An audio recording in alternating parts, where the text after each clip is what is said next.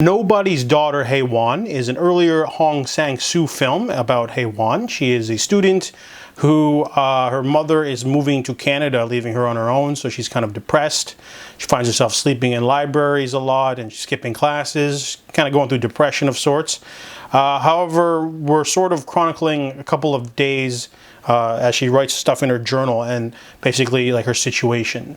Haewon used to date her professor, and you know, the other students kind of know it's kind of awkward because they meet up again, and you know, like they're on and off, and people know, and it's kind of awkward. There's like a great scene where she's in a library, and like a fellow student corners her and basically says like, "What's going on with you and the professor?"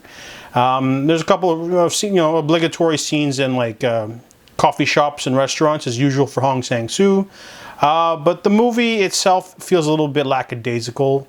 You know, like the plot stakes are very low even for Hong Sang-soo. There's not a lot of confrontations. I guess the biggest one would be that the professor character of film, he's a little bit eccentric because he like blows up at her twice. So that's kind of like where the film hits its cinematic high, you know. Usually when you watch a Hong Sang-soo film, it's mostly just conversations with people, and sometimes they'll have like a blowout or someone drinks too much and starts yelling.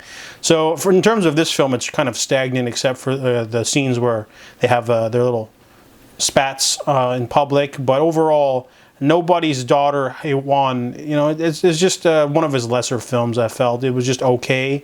Acting was a little stiff at times, some weird characters in there too.